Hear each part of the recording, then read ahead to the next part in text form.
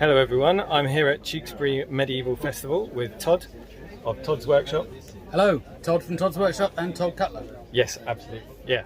And one of the really exciting things, you're here every year, and in my last video around the festival, we've got a little chat with you. Mm-hmm. One of the really exciting things about this festival is that I got to see your new swords in the flesh. Yeah. So I thought I'd just ask you some questions about it and get your thoughts on them. Please do. Great. Right, so Todd, these swords, you've done some videos on them already. Yeah.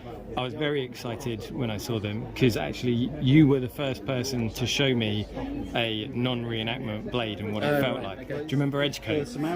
I don't. You don't remember Edgecote? No, but I mean what I would say is the difference between a reenactment blade and a real blade is just a world different. It is. And it just was revelatory, and you just kind of, it made me realise that I didn't need 50 reenactment blades. I needed one that could get me on the battlefield, and then like it's good to have ones that are the right weight so you understand it, and then if you're educating people you can share that with them. And what you've done is you've created a range which aren't, you can have them, they're not reenactment blades. No. Really. No. They won't get you on the battlefield. But what was your reasoning behind them? Well, actually, if we start with the one that almost never can be a reenactment blade, so you've got a clip point falchion here. Yeah. So you've got a widening blade here, and a lot of mass at the end if it's a reenactment blade. So it needs to be at least 3.5 millimeters thick at the edge here. Now, you can't really effectively sort of put in a big deep fuller there and keep a wide edge. So you are always, if you have a blade this shape, you are always going to have too much mass at the end. Yeah. And so every time a reenactor picks up a reenactment falchion like this, it feels awful. Yeah. It just does. And so the thing is, that's part of the myth of why falchions are these great big half-axe, half-cleaver things that people talk about. Is because they're not picking up a real one. No. And it's a really simple thing, is a sword is a tool. Yeah. And if you can't use that tool to do the job that you're supposed to be doing with it, it's a bad tool. Well, people don't buy bad tools. No. Well, they do actually now, but if your life depends on it, you don't buy a bad tool. Sure. So it's a simple thing. Falchions could not be unusable. They can't be super heavy. And so, reenactment, if you pick up a reenactment falchion, you get the wrong idea of it, don't you? Yeah. You think this must be for breaking through armour or like a sword-shaped warhammer or something like that. It's a club, and it shouldn't be a club. It's not a club, it's a sword. Yeah. So this is a cutting tool against unarmoured opponents, right? Yes, effectively. I mean, swords are either for poking or slashing. Yeah. Poking is more effective against armour, slashing not so much. But so, lightly armoured or whatever. Yeah. Reason I did that one, I just love the shape. Yeah. And I think that they're a very hard thing to find on the reenactment market. Yeah. So all of these swords were meant to be affordable. Yeah. They're affordable is a different word for different people, but they're coming in at £550, so $650 ish. Something with like a woodcord scabbard. With a woodcord scabbard, with a belt. Yeah. And they're good proper swords. Yeah. Proper kind of weight. Yeah. And you've done. So this range of 4 is, I guess, the starting range, and hopefully, if it does well, you'll expand it.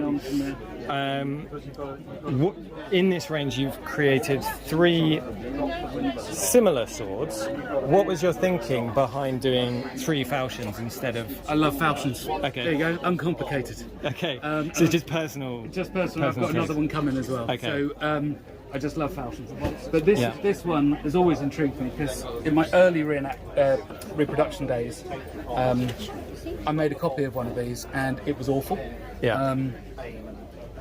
I wasn't able to make a decent one, and now I can. Okay. And so, very English. I love the fact it's got the knuckle bow on it, which most of these, which are commonly known as Wakefield falchions, did. Not all of them. So I've just loved this. Always intrigued me, about 1450 to 1480, 1490, something like that. Very English. Yeah. incredibly light. Yeah. Again, you know, they come in under a kilo, so they're like 950 grams.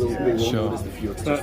But as most falchions do, you've got a nice thick spine here that drops off relatively quickly. So you've got distal taper going on in these as well, which adds to the authentic but a variable weight. Distal taper. So what it's not is a continuous taper down to the tip. Yeah. You lose more thickness at the beginning. Okay. And then it's a relatively steady drop off, and then you get a bit of a dive again. Yeah. And is that to keep the rigidity of the blade? Yeah, it's and weight balance. Okay. Cool. So then you've gone a little bit European. So these two are based on English finds. Yes, basically. And then this one is much more German.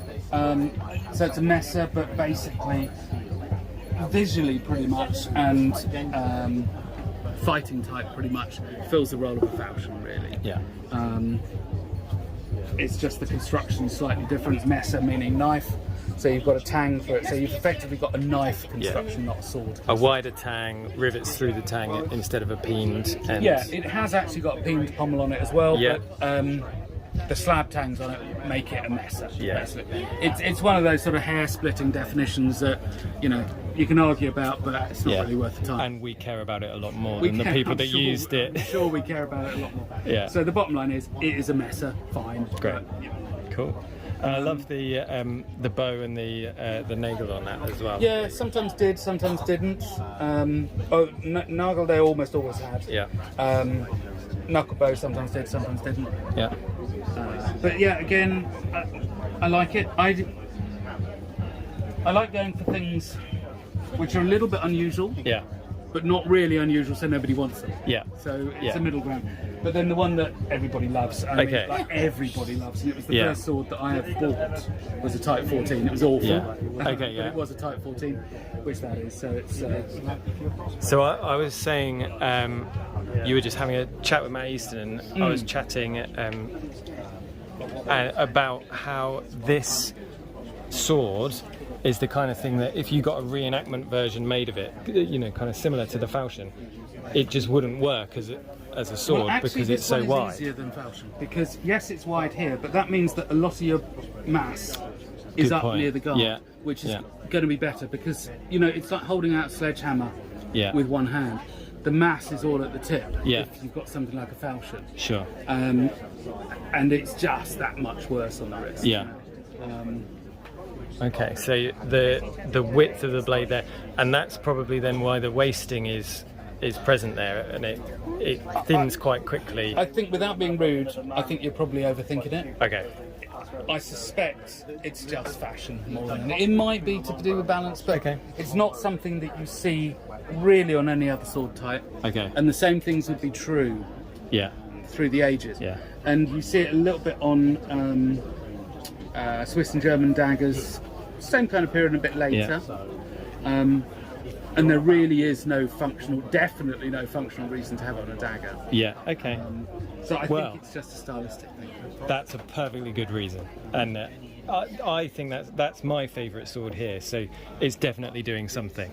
And I guess as a sword seller, that is important when you're choosing, or when you're making swords, is making ones that are beautiful, that people want to buy and want to wear.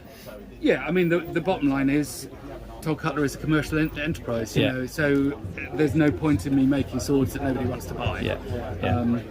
But also, it's, you know, I know people are going to want to buy it because I've always looked at them and loved them, and I can't be the only one.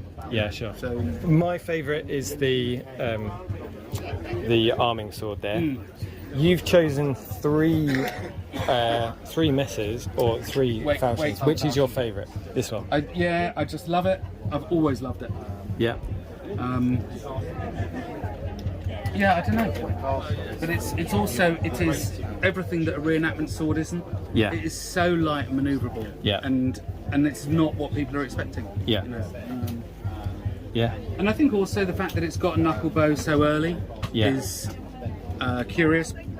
But also the fact that it's not just a one-off. Yeah. You know, there were lots of this particular thing, so it's not just one freak item that was made. You know? Yeah, and it speaks to the specific use of it, right? In that you would be less likely to use that in gauntlets, Yeah, because the people who are using it are less likely to have gauntlets. Yeah. I've wondered as well if, I might be making this up completely, whether the people who are using it perhaps are less skilled in sword work as well. Okay, So they can't avoid the blows onto the hand so easily as a skilled swordsman could. Yeah. I don't know at all, I should probably research it more, but I feel that they're probably more sort of military issue, you know, it's in, they just feel a need to protect people's hands who don't really know what they're doing. That's cheaper than gauntlets and easier to do than training. Definitely cheaper than gauntlets, yeah. Definitely. Thank you very much, Todd. These swords look absolutely gorgeous. Well, thank you. They're to pre-order now online? They're pre-order now. Yes, we sold loads of them and ran out. Okay. They proved to be very popular. So come down toddcutler.com and you can pre-order. We'll get deliveries November, possibly before. Great. So. And are you going to be at Fight Camp? We'll be in Fight Camp in August in some way, shape or form. Might not be there for all of it. But you might be able to, if you're coming along to Fight Camp, people might be able to pick them up and feel what a real sword feels like. Absolutely, yeah. Come down to Fight Camp. It's a great event anyway. Yeah. If the swords are there, come and handle them. Yeah. And we might even have some for sale again by then. So, well, we shall see. Thank you very much. Thank you. Been a pleasure. Hey everyone, I hope you enjoyed that. Thank you for watching to the end. Doing that really helps the channel. The algorithm will suggest this video to more people if you watch further on. So thank you guys for supporting the channel in that way. Other ways that you can support the channel, don't forget to like, share and subscribe. And if it's something that you would feel able to and would like to do, then you can find the link to my Patreon in the description down below. Thank you especially to my night level patrons who get a shout out. You can see their names on the screen right now. And thank you as well to Todd for doing this interview with me. Thank you guys, and I'll see you in my next video.